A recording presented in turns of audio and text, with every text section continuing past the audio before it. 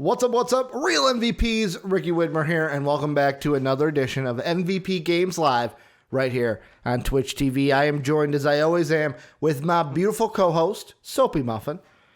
Hey. Soapy, I almost said Dave Oster, because it's been a while since we've done a Games Live, because Monday you couldn't do it. Yesterday you weren't feeling well. Today, I'm just going to say it right now. Keep your fingers crossed, everyone, that not only do we get through a full MVP Games Live today, but that we also get through an MVP Sports Live, because my internet, and I am playing a risky game by explaining it, but I am.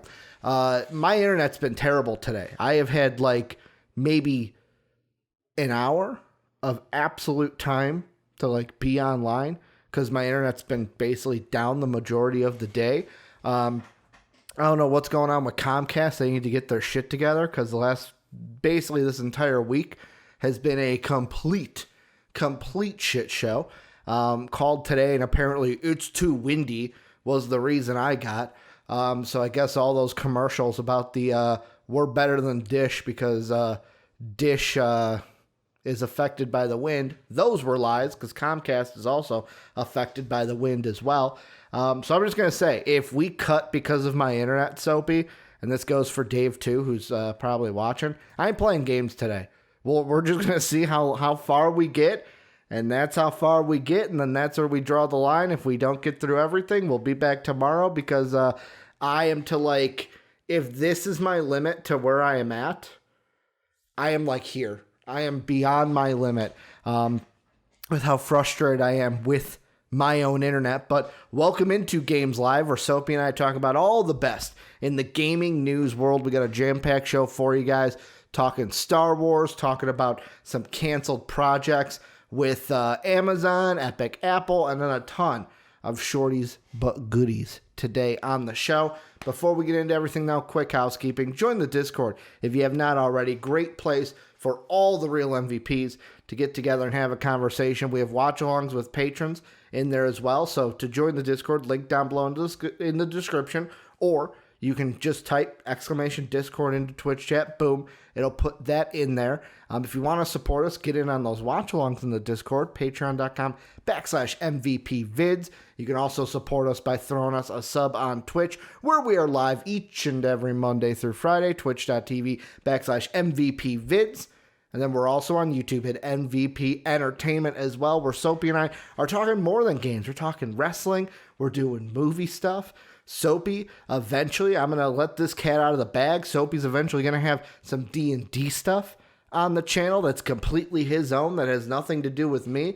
So, yeah, go ahead and subscribe over there, because it is a great time and is more than what you're getting right here on Twitch. But Soapy, before we get into the main topic today, I had a story that you don't even know what is coming up your alley. You have no idea, Soapy. And I wanted to keep this a surprise, because I want you to guess where I am going with this. So Video Games Chronicle has an article that says Burger King is teasing a PlayStation 5 reveal for this Thursday, which would be tomorrow. And all it is Burger King put out a tweet, and it says, "Do Whopper sandwiches normally do this?" And it is the King opening a bag, a blue light hits him in the face, and then it is the PlayStation startup sound. PlayStation then quoted this, put the eye emoji with the ear emoji. Soapy, there is a clear answer for what this probably is. But what do you think I am getting at, and why I wanted to bring this up to you to start the show? Dude, because it's my favorite game of all fucking time, the Burger King sneak game, baby. It's coming back. Are they bringing it back? Is that the big reveal we're going to get tomorrow? PlayStation exclusive? To God, they are. Dude, Ricky, I'm being serious. If this is a PlayStation exclusive, this will be the only reason I buy a PlayStation. I will drop $500 fucking in a year to play fucking Burger King sneak game. For those who don't know, explain the Burger King sneak game. It's the greatest game that God ever put on this planet. It ain't even close. Half-Life 2, garbage compared to Burger King sneak game. Portal, garbage. What do you do in the Burger King sneak game? You sneak around and give people Whoppers. Okay. Duh. So you're playing as and you gotta hide from the cops. Yeah. Okay. You gotta hide in dumpsters, you gotta hide behind stuff, you can't be caught by the cops. I don't know why the cops are chasing the Burger King, but they are. Dude, man, fucking Trump, man. It's all about the stimulus stuff. Like, he don't want no one to get stimuluses, not even if it's a stimulus Whopper. You know what I'm saying? Get yourself a free Whopper so you can feed yourself. But yeah, that's why I wanted to start off with this, because I hope, for your sake, Soapy, I hope it's a Burger Game sneak game. I really hope it's true. I hope it is. Like, there's a part of me, like, the logical part of my brain back here is like, oh, it's probably just like, you know how Taco Bell with the Xbox is doing their giveaway. Yeah.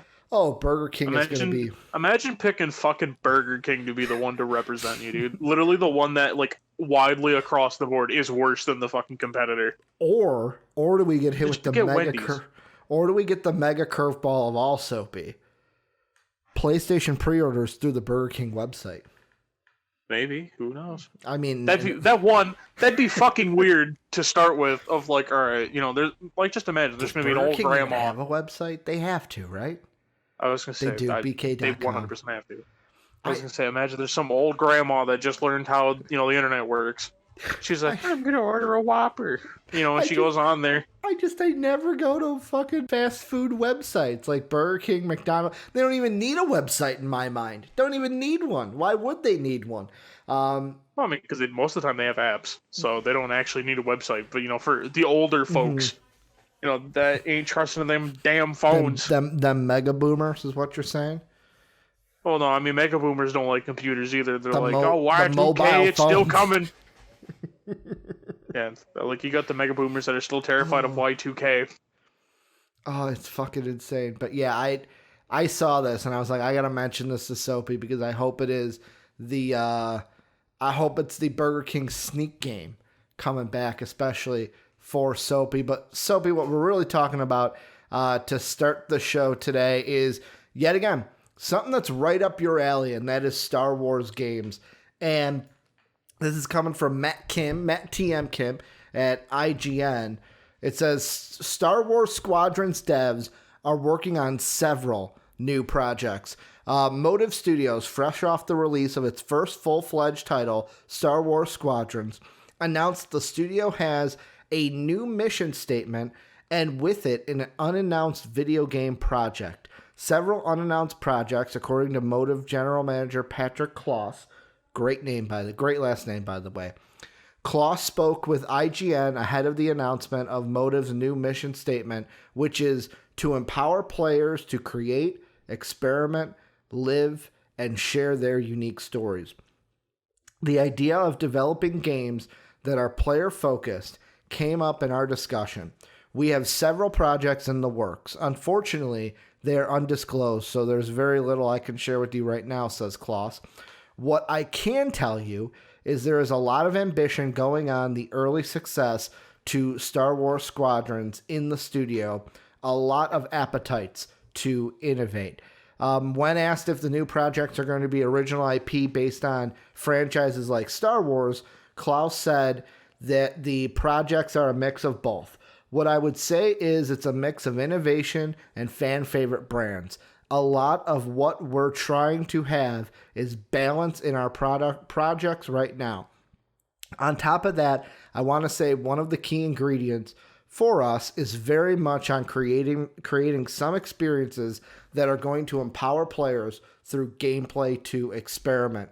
Soapy, based off that, the question I want to throw at you, because I want to focus on the Star Wars part of this, because you and I have talked at length about what Star Wars games we want to see, what Star Wars games could be in development whenever there are different devs working on them.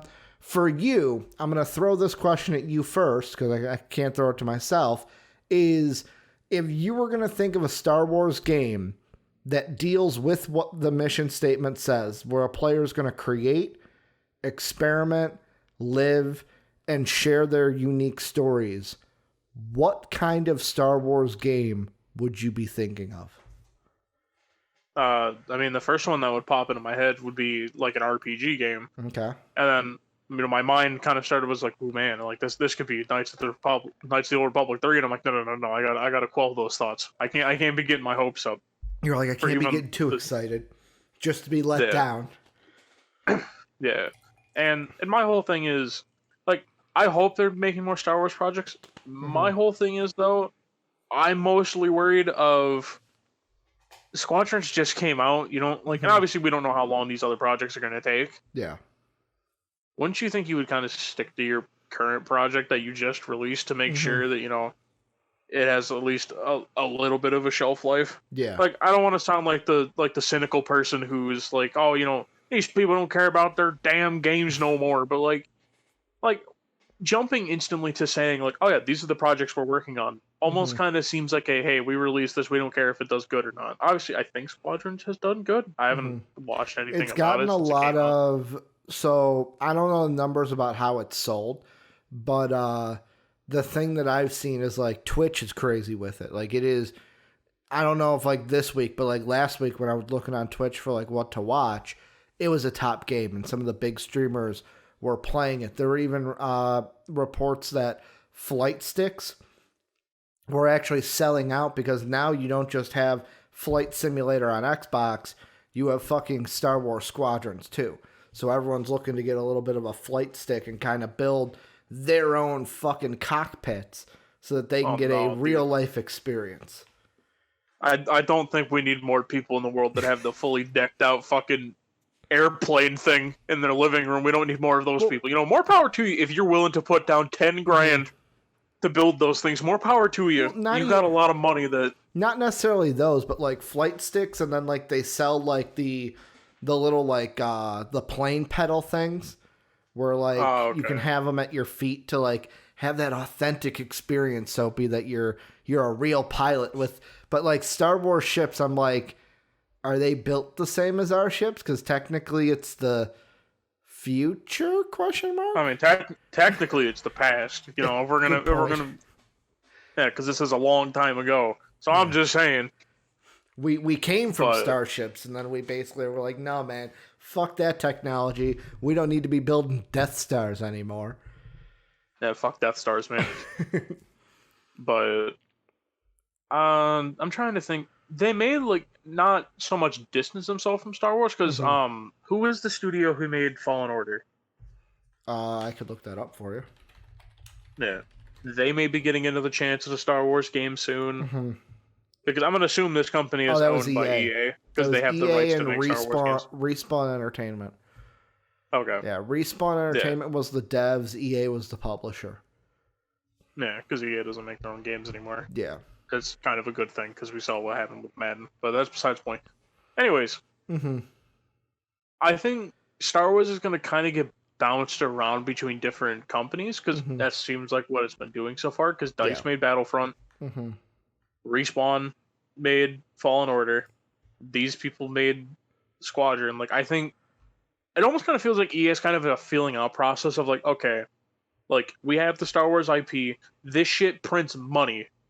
EA loves money, but they're like, we also hate it when everyone shits on us because we rush people. Yeah. I think it's right now EA is kind of bouncing it around, so I don't think the same studio would make a Star Wars game back to back.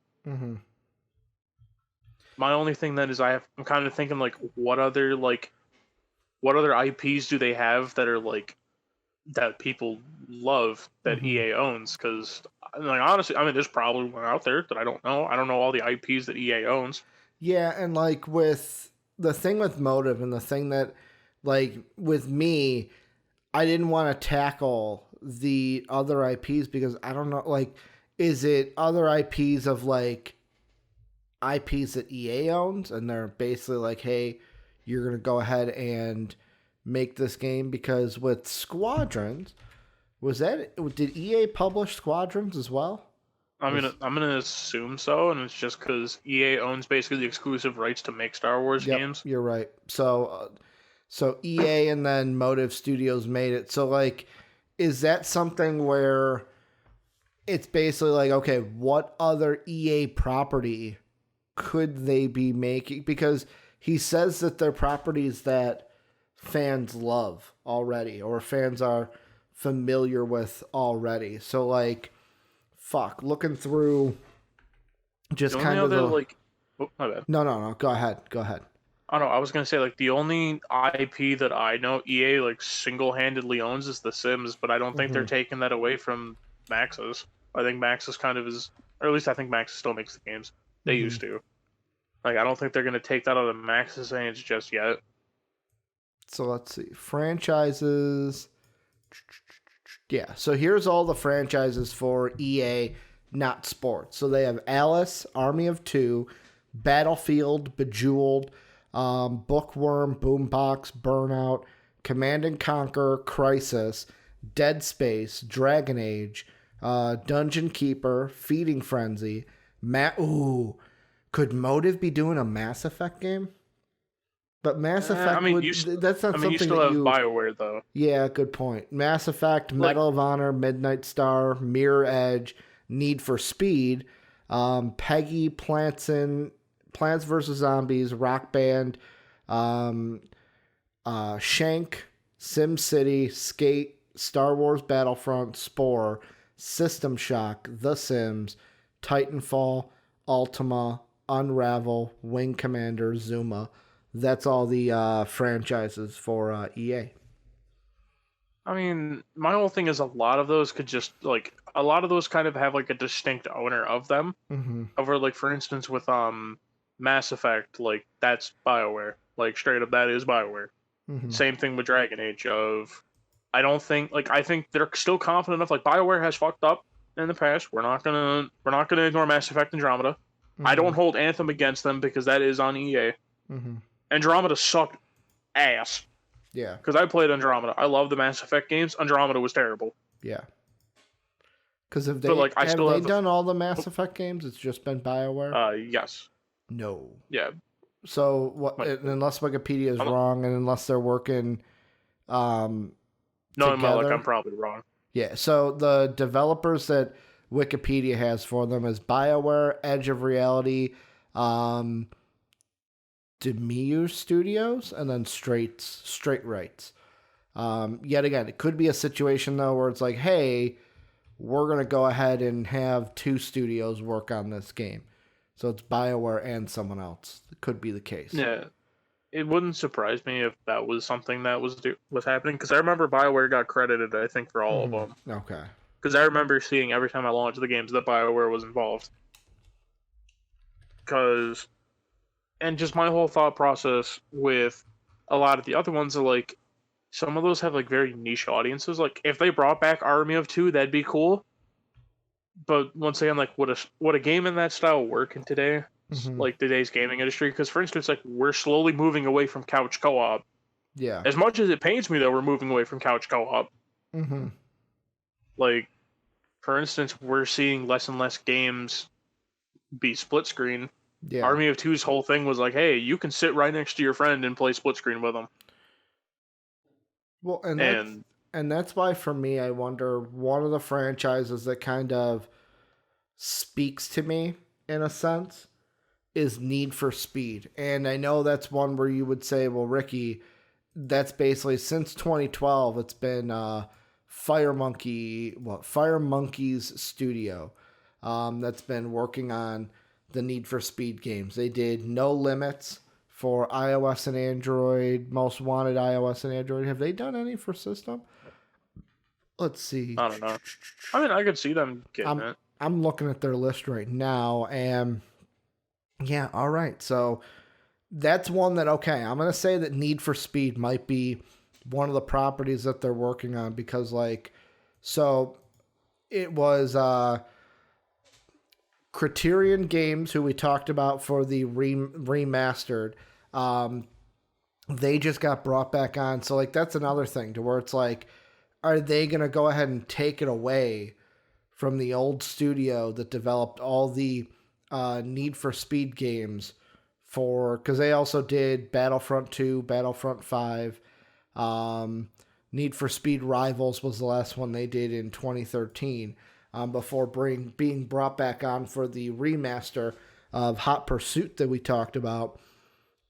The thing that I look at those when Motive says create and share experiences, what's more creative than, you mentioned The Sims, that's all creative ability, but also in a Need for Speed game where it's like, yes, you're racing, but the whole idea of taking a car, customizing it, pretty much designing it to what you want that car to be, what you want it to look at, how you want it to drive. And maybe does it share certain things that Star Wars Squadrons have, where it's like, yes, Star Wars Squadrons is you're flying a spaceship in outer space, but it's got that shared reality of you are a person behind the wheel, to where maybe they bring an experience of like, hey, we're going to bring a similar story that we did in Star Wars Squadrons to the Need for Speed world. So like for me, that's the one main property outside of Star Wars Squadrons that I could see Motive working on. Yeah, and I mean, and dude, hell, what if this is the way the SimCities breaks back out? Because I literally think last time SimCities was, I think, was like 2010. They give it a story. They give SimCity a story. I don't know about giving SimCities a story. More of just don't repeat the same mistake you made with the last one of giving a studio 6 months to make a game, and then being surprised when it sucks compared to a city building game that was built for over a year. Yeah. Any final thoughts, Soaps, before we move on? I'm trying to just think through the list of other IPs that you said that. I mean, we haven't had a Medal of Honor game in forever. We could probably see something from that. Maybe. But once again, it's also one of those things of like, EA is so fucking like, and don't get me wrong, I will say fuck EA till the day I die. I also hate constantly bashing on it because EA, like this as is you EA play Madden. Well, yes, but that's besides the point. Soapy's like, yeah, but that was gifted to me. I'm doing it so I'm not wasting money. Yeah, I'm not wasting $100 fucking that was spent on me. So good guess. But Soaps. yeah, and it's like the whole thing that just I look at from those. It's like with Medal of Honor, the thing is EA just cannot in any way, shape, or form, for some fucking reason, cannot realize, do not release a shooter in November. I don't know why. I wonder why. It's almost like that's what killed Titanfall 1 and 2. Oh, man. What a fucking shocker. How about you don't release Titanfall 2 between the two biggest shooters in the fucking industry with Call of Duty and Battlefield? Man, I wonder why you wouldn't release one there. Yeah. I wonder why you wouldn't want to release it right next to the biggest fucking shooter in the industry in Call of Duty. It's almost like release it at the beginning of the year. Yeah. Because then by that point, people are already getting tired of Call of Duty. You're going to be getting that audience of like, oh, this is the real shooter. This is what I wanted the whole time. You get those people. Because you've effectively basically killed off your fan base in Battlefield because the whole thing of they were like, oh, we're making a World War II game, and everyone's like, oh, cool. And they're like, yeah, fuck historical accuracy. We're not getting into that because I'll probably get in some deep shit if I talk about it. Yeah. We're going to move on, though, to a topic you love to talk about that's not going to get you in deep shit at all, Soapy. This came out Friday after our show, and this comes from The Verge, Nick Stat, writing about it. Epic judge permanently restrains Apple from blocking Unreal Engine, but won't force Fortnite. Here's what the article says. Fortnite won't be coming back to the App Store anytime soon. On Friday, Judge Yvonne Gonzalez-Rogers refused to grant Epic Games a preliminary injunction against Apple that would force the game developer to reinstate Fortnite on the App Store, while simultaneously granting an injunction that keeps Apple from retaliating against the Unreal Engine, which Apple also owns. In other words, we now have a permanent version of the temporary restraining ruling order from last month. That means the state of affairs in which Epic is banned from publishing new games on iOS and cannot distribute Fortnite on the App Store in its current form will remain in place for the length of the trial, unless Epic decides to remove its own in-app payment mechanisms. that initiated the bitter legal feud in August. Rogers had previously suggested a jury trial might be appropriate as soon as next July, but ahead of today's ruling, both parties said they would rather have the case decided by a judge. Today's decision still prevents Apple from revoking Epic's Epic's developer tools in a way that could have harmed the broader business. Epic Games and Apple are at liberty to litigate this action for the future of the digital frontier, but their dispute should not create havoc to bystanders. Thus, the public interest weighs overwhelmingly in favor of Unreal Engine and the Epic affiliates, said the judge, keeping Epic's Unreal Engine business from being harmed. Soapy, what are your thoughts about this? Does this change anything? Does this solidify anything to you? What are your thoughts that now the temporary restraining order is now pretty much a permanent kind of thing of like, you can't do anything bad to Unreal Engine. Epic, you can't put Fortnite back on Apple unless you change what you did. I mean, it's the exact same shit we saw last month. Mm-hmm. Like, it's basically ground to a standstill. Okay. Because now it's more like basically the trial has become more of just how petty can Epic be and try to bring in more things. Mm-hmm. To where obviously, don't get me wrong, like I will admit Apple did start this whole thing, and I'll even say it. Apple's fucking up with that manner. It's literally just stick to it strictly being Fortnite.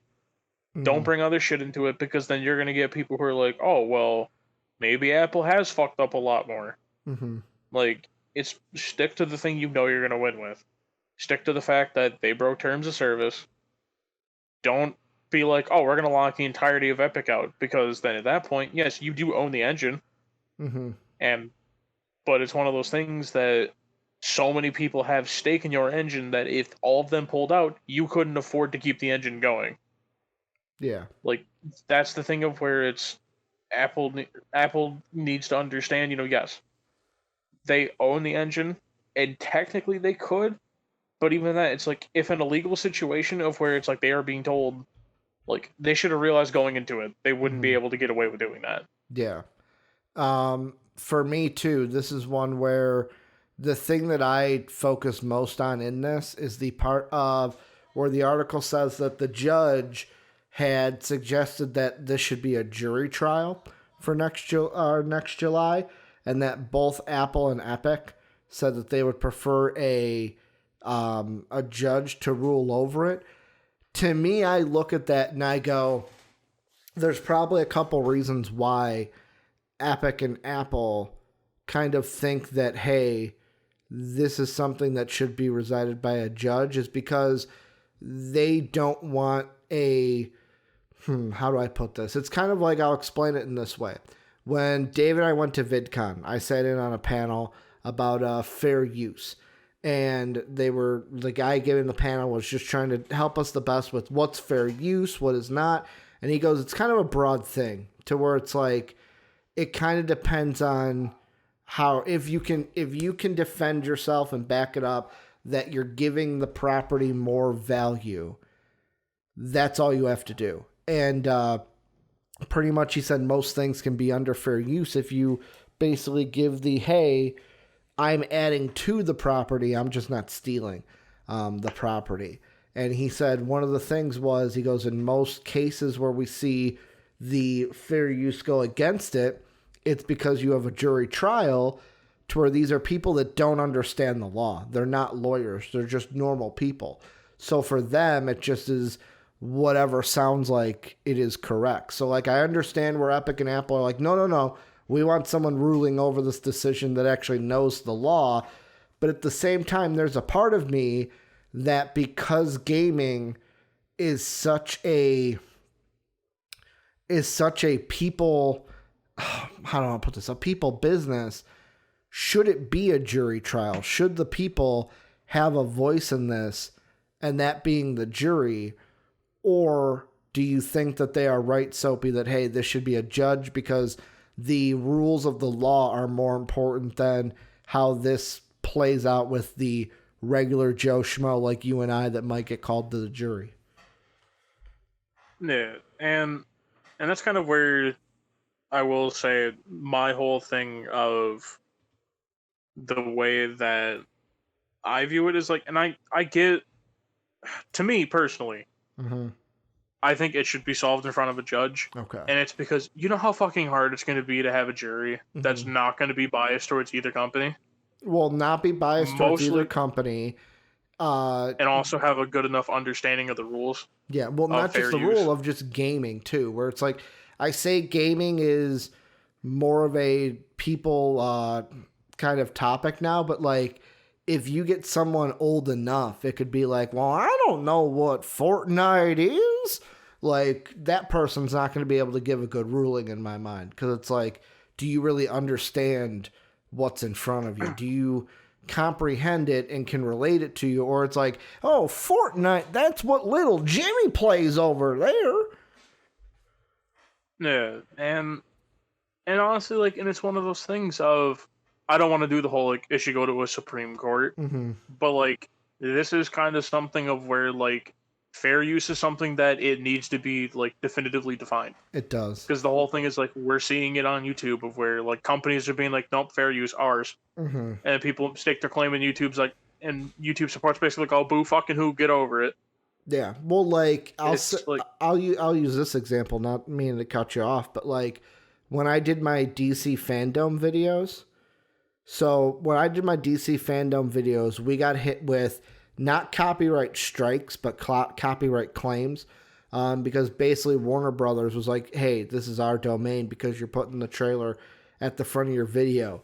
For every single video, Soapy, I put the same explanation.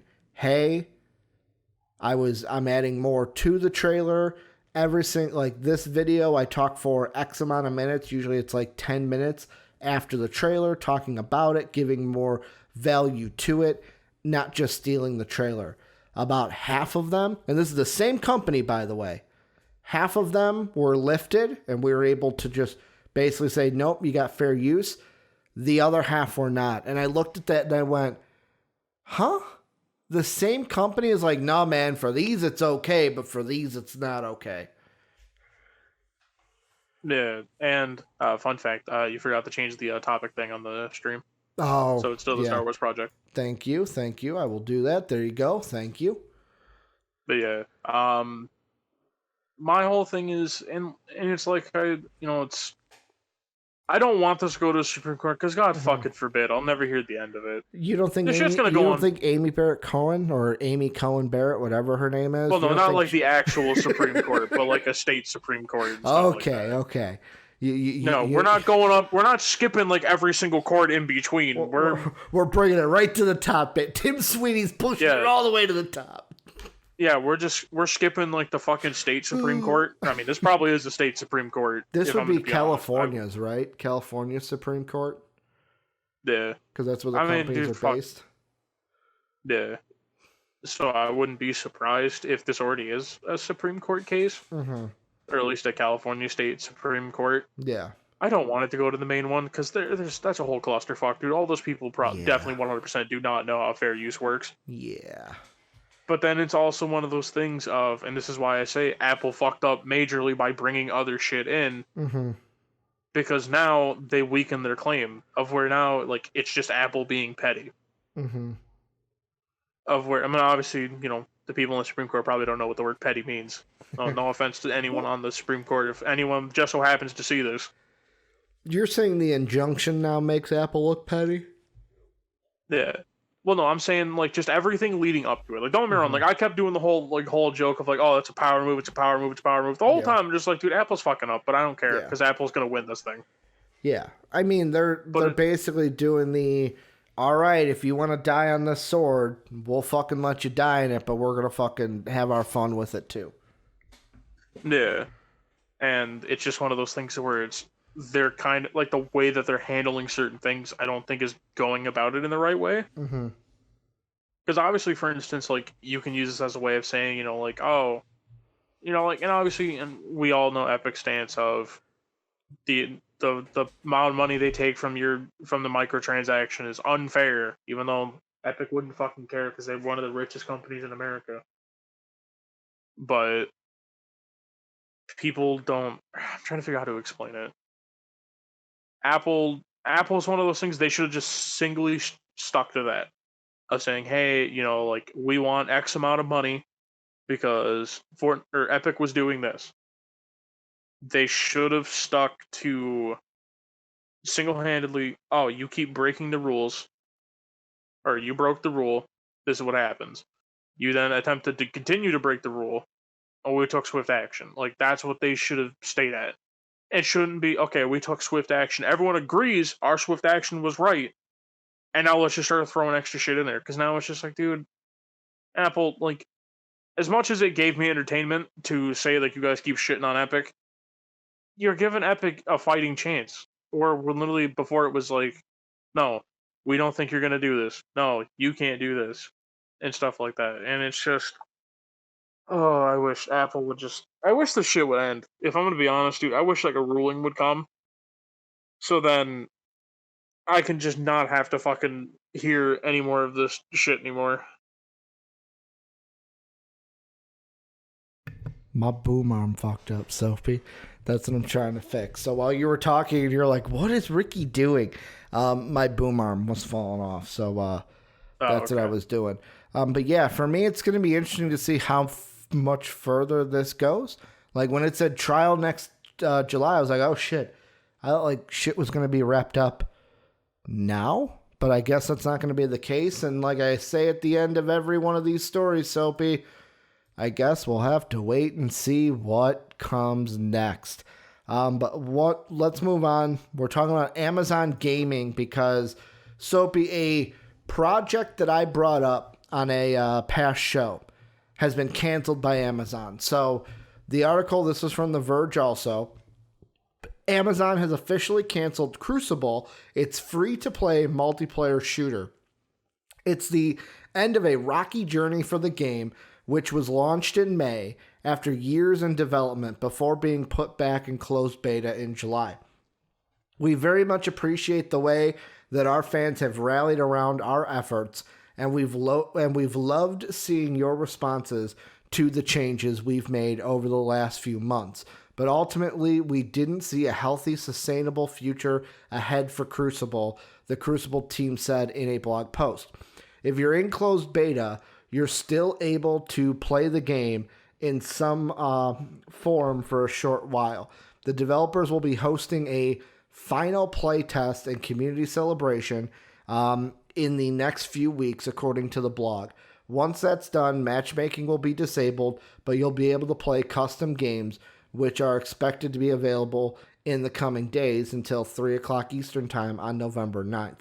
The company also says that it will be offering a full refund for any purchases you might have made. If you want refunds, follow the instructions to the site. Soapy, what is this? The thing I want to start with first is, what does this mean for Amazon Gaming? Because I brought this up when we were talking about New World with the whole MMO stuff, and this one being like a multiplayer shooter, kind of like Overwatch and Valorant. What does this mean for you in terms of Amazon Gaming, and is this a huge hit for a company that is trying to get their foot not necessarily in the door, but a good foundation in the gaming sphere for a company that is not necessarily a gaming company specifically? I mean, this shows they're just not ready to compete with anybody. It shows that they need to pick up studios. Like, this can't just be a thing of like you take like just a small studio, because the whole thing I almost felt like Amazon was almost going to try to do the PlayStation approach of just swooping and taking small studios and stuff like that. But this shows there needs to be more people.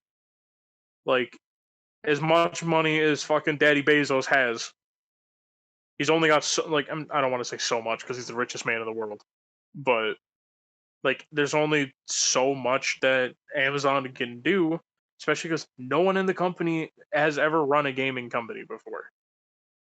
And that's the thing of stepping into the gaming industry. It's a whole different animal. And it's because the fact of, for instance, you run into a situation of where it's like none of these people know how dev time works. They don't know how Like, they don't know basically how to, like, allot time for, like, okay, the studio has to have this done. They don't know realistic times and things like that for it takes for studios to do things. Mm-hmm. And also, instantly jumping into free to play is not a good idea How come? because, well, because when you do that, you are entirely hoping that now you, as a company, that we know who Amazon is, we have no idea what they're capable of in Yeah. gaming. Jumping into a thing like that, Mm-hmm. it's something of like they could have charged like $1 or something like that. And I know it's going to sound stupid to say charge $1, Mm-hmm. but for instance, doing like charging $1 for it is literally something of where, for instance, you could say like, oh, it's basically us testing the water Mm-hmm. of, that's at least them getting something back, because that one is going to set a bad taste in people's mouth for it being free to play, because there's probably going to be a lot of microtransactions, and a lot of people are going to view it as, why do I need to pay Amazon more money? See, but at the same time, I'm going to jump in here. I don't know if that's necessarily the worst thing, because one, free-to-play games, like at this point, it's like if you're still getting upset that there's microtransactions in free-to-play games, I'm almost at the point of like, get over it. Like by this point, you should know that that is a thing. And like Dave and I have talked about in the past, and we talked about it like Too Old to Game. I don't know if we've talked about it really on this show, Soapy, but it's like if they're cosmetics, like, ooh, this skin, that skin, you get to make your gun look like this. I just look at it and I go, whatever, I ain't gonna buy them. Like, if someone else wants to buy them, that's fine. I just look at that and I just go, if you're mad that free-to-play games still have transactions, where have you been? It ain't like they're going anywhere. Because like I almost look at it on the side of, was it the right decision to go free-to-play because they don't have a backing? So it's like, hey, we're going to put this game out there. We're going to have it be free-to-play. Try to get the fans on our side. Like, holy shit, this was a good game. And then the next game we come out with that's not a shooter might be our next project. When we go ahead and say, okay, it's a $60 game, people don't look at it and go, but I don't trust Amazon. They might look at it and go, well, Crucible was good. I'll go ahead and buy this one. Yeah, and I fully agree with that. Like, I don't have a problem with microtransactions in free-to-play games. The only thing is, though, that's going to leave a bad taste in people's mouth, not because the microtransaction part, but it's like, oh, Amazon's going to chase trends. Mm-hmm. Like, and that's the thing. Amazon has the money that they can be ambitious with their games. Mm-hmm. Even if it fucks up, it's not going to affect them. Amazon's one of the, and if not arguably, the biggest company in America. They could literally sit there and throw money at a project. The project can fail, and they just be like, oh, boo-hoo, and wipe their tears with money that they made from Amazon Prime. Like, that's the thing that I think left a really sour taste in a lot of people's mouths of, like, I'm not saying, like, oh, Amazon should have came out and did, like, a $60 game right away, because then if you bought that, I'm sorry, I will rarely say this, you are the dumbest motherfucker I'd ever heard in my entire life. So, if that happened. Also, I'm going to throw this out here. This has nothing to do with the game, by the way, but it's because you brought up modern-day Lex Luthor, or CEO Jeff Bezos. Jeff Bezos might be the richest man in the world, Soapy, but you know what he is not? He is not the smartest man in the world. You want to know why? Why is that? So his ex-wife divorced him in 2019. Do you want to know her net worth? An absolute shit ton. $68 billion, because that's what she got from him. Yeah. I saw that on Twitter, and I was like, what the fuck? They're like, man, the richest woman, her main job was divorcing Jeff Bezos. And I just thought of that when you brought up Bezos. I'm like, this has nothing to do with the gaming conversation, but I'm going to throw it out there anyways. Like, this just reminds me of, like, add Crucible to the Bloodborne pile. The pile of, hey, we're going to try to get in on this shooter, multiplayer shooter genre like Overwatch, like Valorant, and yet again, did not work. Didn't work for 2K. Let's be honest, 2K's biggest problem was, like you said, with the, hey, let's not come out with a shooter during November, because they launched Bloodborne what, a month Or it's before Battleborn, fucking or not Bloodborne. Battleborn. That's what I'm thinking. Battleborn. Bloodborne's a Dark Souls game. I was like, You're I don't know right. why you're You're comparing right. a Dark Souls game to a free to play. You're right. I fuck those ones up all the time.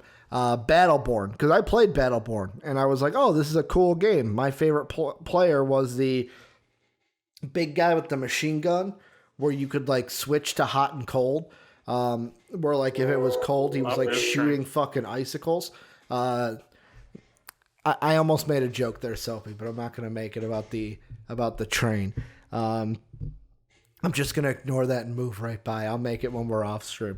But you could like shoot icicles at people, and I was like, oh, this guy's cool. And then Overwatch came out, and I went, oh shit, this is way better than Battleborn. So like for me, take Crucible, add it to that pile. It didn't work. Maybe the gaming spear or the multiplayer shooter spear. It's kind of like, hey, these are one of the things where it's like, it's not that easy to get into. And also Tim tells us that Bezos' ex-wife is one of the top 5 wealthiest women in the world, or top 5 wealthiest period in the world. Also Dave says Overwatch had more players in beta than Battleborn had live. Yeah, true. Good point. It doesn't help. Overwatch was hyped up for like 2 years. Well, not just that. It's like you're made by Blizzard. Yet again, what we're talking about. Blizzard has a track record. Like Blizzard has a track record to where it's like, oh, if it's made by Blizzard, let me check it out. Like Battleborn coming out by 2K. Oh, well, they did Borderlands, but 2K? Well, no, the only thing I'll disagree with that is 2K is much bigger of a company than like Blizzard, and it's not even close. Yeah, it's a bigger company, but that doesn't mean the game is going to be better. That's what I'm saying. Well, because it also was one of those things that 2K itself didn't make Battleborn. It was one of the studios that made it. I think it was Gearbox that made it. Yeah. AKA the people who made Borderlands. Yeah, again, like the whole thing they made Borderlands. Here, let me see. Yeah. At least I believe Battleborn was made by Gearbox. I'm gonna look it up. I know it was 2K. Let's see. Battleborn. Yeah, you're right. Developed by Gearbox Software, published by 2K Games. Was that a me or a you problem, Soapy? It's a me. Okay. You worried me. Yeah, you're right, though. Gearbox Software did develop it. So, like, yet again, like, and that's another thing. Now that you say that, I do remember being like, oh, well, you know, they did fucking Borderlands, so this should be good. But then I fucking played Overwatch, and I was like, holy shit.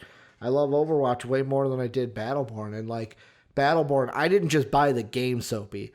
I bought, like, the special GameStop edition where you got like the little figurine, and I picked out the one of the like my champion, and like did they have guys in there that were like, oh, these are cool unique characters? Yeah, they did.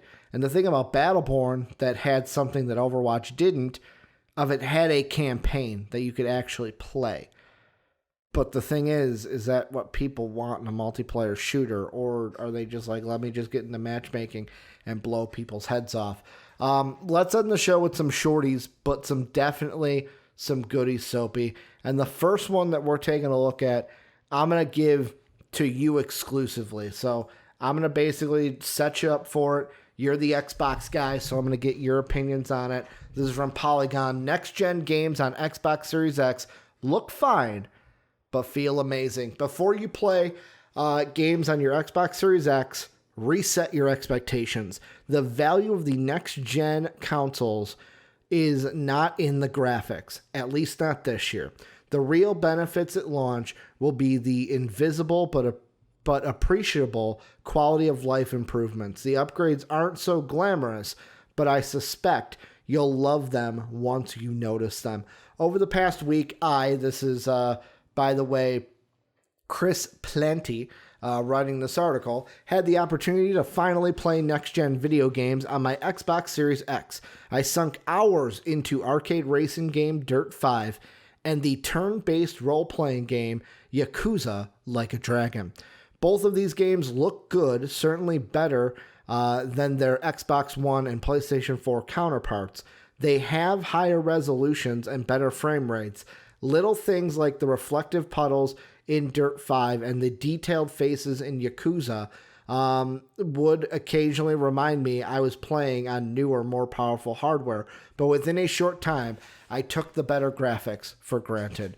All of this is to say, don't expect next-gen games to be an Ark of the Covenant-style face-melting leap into the future.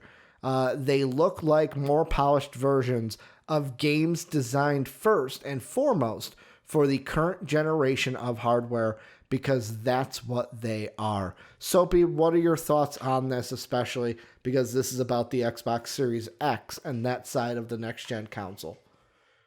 I mean, it's good to hear that, positive things are coming out about it. Mm-hmm. Like, that's my whole thing. I'd prefer the game run smoothly than it being like this absolute beautiful game. Because the whole thing is, if I want to play beautiful games, there are games that'll push the console to the limit. So it's not necessarily bad that the graphics aren't like, holy shit, we're in next gen now. Well, because it's going to be the same thing for PlayStation. Yeah. Like, there's going to be a lot of PlayStation games that you're going to be like, oh, like, you'll notice the differences. But, like, for instance, like, games like Godfall, the reason Godfall looks so good, and it's an age-old classic that every company does, because I bitched about it before. Yeah. Cell shading. Cell shading makes any game look fucking good. Dark Souls has built their shit on that. Dark Souls 1 still looks like a good game, and that game came out in, like, the Stone Age. All because of shading? Is that what you're telling me? Yeah. Like, it's a age-old classic way of, like, that thing may have chugged your fucking 360 or your PS3, but man, that thing looked beautiful.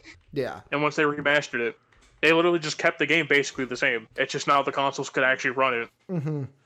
The other thing I'm going to throw in here, and this was one that's kind of on the other side, I didn't put it in here, but I'll bring it up anyways, is on the PlayStation side, this was something that I thought was cool. And yet again, this isn't a graphics thing. This is kind of a quality of life thing. So according to 2K, they did a post to players about NBA 2K, and they said players will begin to feel more and more resistant on the sprint trigger as the character they're controlling begins to run out of energy.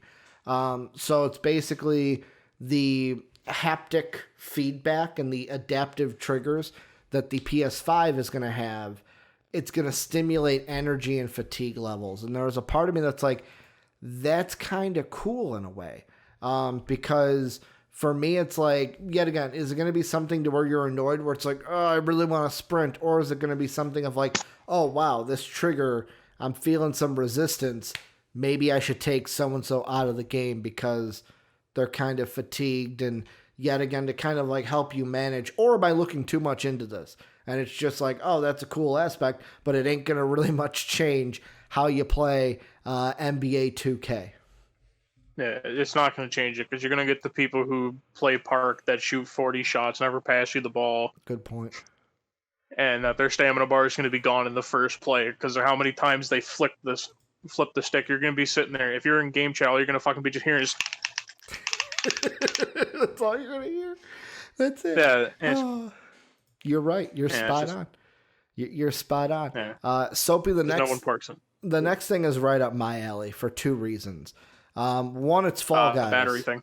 Two, yeah, I'll get to that when you're talking. Whenever the battery thing pops up, my camera's not going to die. It is literally plugged in to my outlet. I just don't know why it does that. So when you're talking, I'll get up, I'll unplug it, plug it back in. Just for right now, you get to deal with this little annoying guy go beep, beep, beep, beep, beep, right in your face.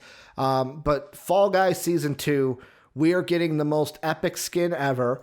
I'll put it up on the screen so people can go ahead and see it. Soapy, we're getting a Sonic skin. Look at that. Look at that bad boy. Look at that bad boy right there. We're getting a Sonic skin in the game. And Soapy, when I saw this, I immediately thought to myself, holy shit, I'm going to have to play Fall Guys when the new season comes out. I have to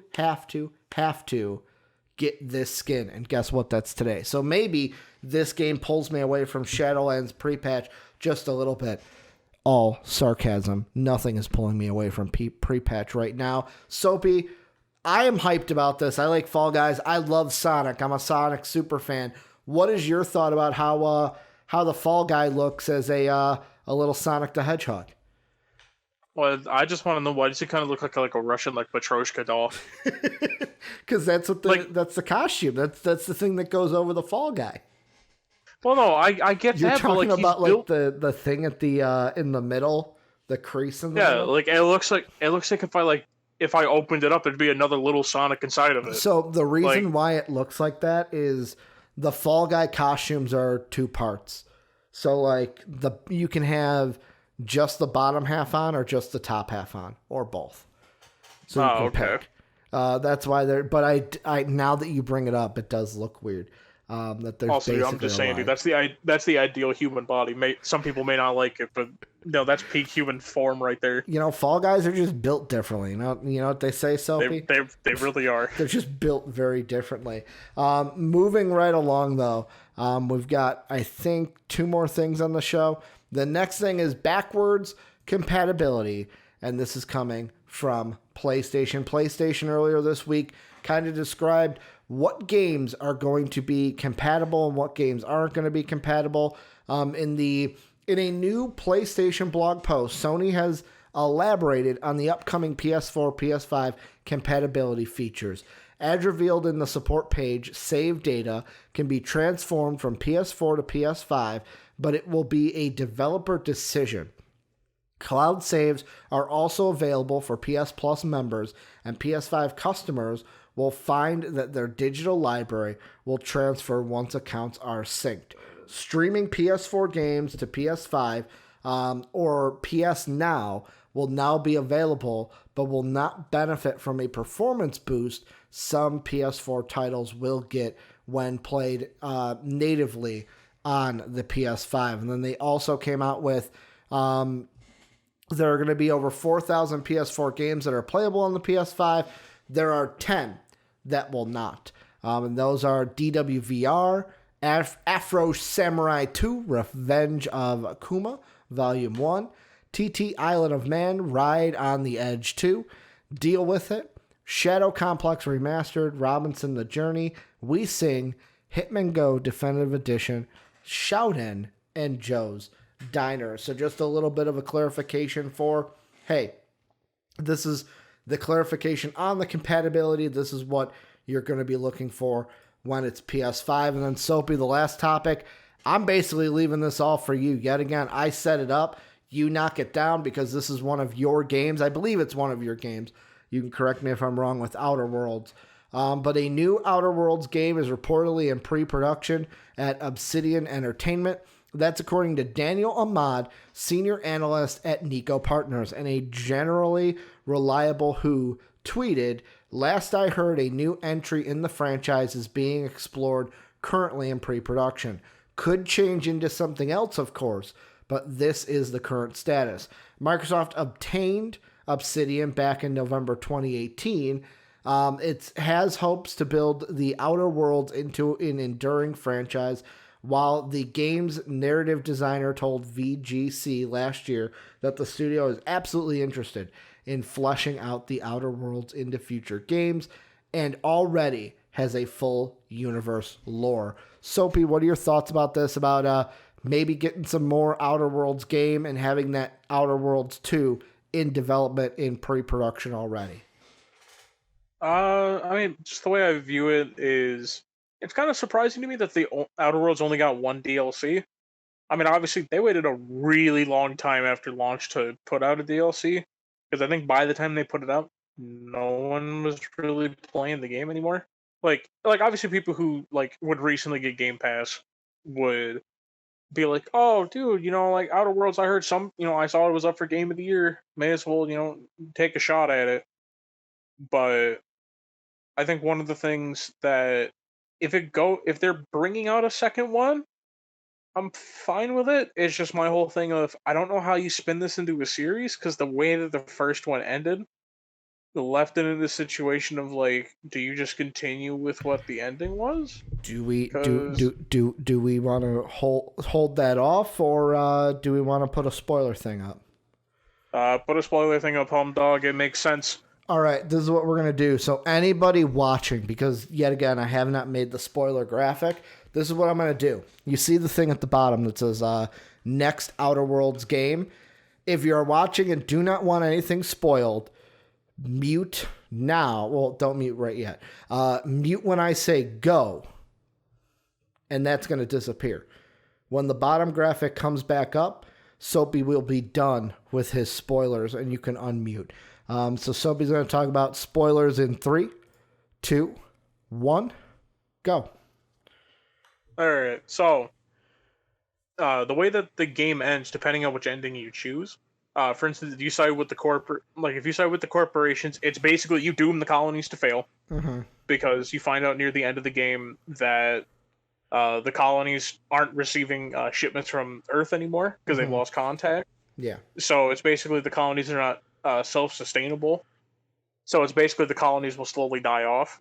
If you side with the corporation, it's basically you just freeze yourself and just kind of wait for everyone to die off. Yeah. If you side with the doctor, it's basically like you make the colony self-sustainable by basically having it that like everyone kind of farms for their own food and everything. Yeah. And the whole thing, like the only thing that I just don't know is where do you go from there? Because what are you gonna just have it like we back in contact with Earth now and they big mad? Like that'd be dumb. Big mad. Like there's no reason to like I don't see where you can spin this off to unless you say there's other colonies. That's the only thing I can see is that you say like, oh, like here's all these other colonies that we built up. Okay. But then even at that, are we going to be seeing the same companies again? Or they're going to be like new ones that come up, take those over, like a buyout happens and now it's a new company that you're dealing with. I'm talking about just... Okay. Yet again, this is me just trying to understand a game that I have not played. Okay. Well, no, I'm saying like the approach that I could see them taking is you're in a completely different colony, and like these are completely different corporations. Oh, okay. My only problem with that, then, it's like we don't have a connection to any of them. Which I mean, you don't have to have a connection with them because, like, for instance, I'll use Fallout for example. There's never a fucking connection between the games, besides that like the Brotherhood steals in it. That's it. But it's like, if you continue with the same colony, I don't know how you continue that story because there's nowhere else it can go unless you're like, there's aliens. Because then at that point, it's like aliens weren't established. Like, yeah, there was like alien life, but not like aliens as we view them. As like they would be like different types of creatures. Yeah. So unless if they just start a new colony. Which then even in that, if it's the same companies, wouldn't the company like we would have heard about other colonies, which is why I'm thinking that's the approach they're going to take. Kind of like, hey, this is going on at the same time as, like, these are different characters, different colony, but it's going on during the same time as number one. Yeah. Okay. Because but then even at that, the other why are the other colonies not in contact with each other? That's the only thing that I don't know. So unless they explain that, and maybe this time they make siding with the colony an actual good idea, or not siding with the colony, siding with the corporations. Because if you pick corporation, they basically the whole time are just telling you corporate evil, and you bump into corporate. And normally, in a situation like that, it's like, oh, these guys are reasonable. No, you bump into them, and they're like, no, we're going to murder you because you know corporate secrets. Yeah. It's like, but you can still side with the corporation then. I'm like, why the fuck would I side with you? You just tried to murder me? Maybe you're playing the game and you have Stockholm Syndrome.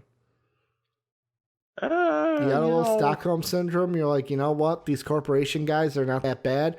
I'm going to go and side with them. Maybe that's what it's like. Maybe that's what they're expecting some players to experience, you know? Kind of like Dee and Dennis during Always Sunny in Philadelphia when they get kidnapped by the McBoyles.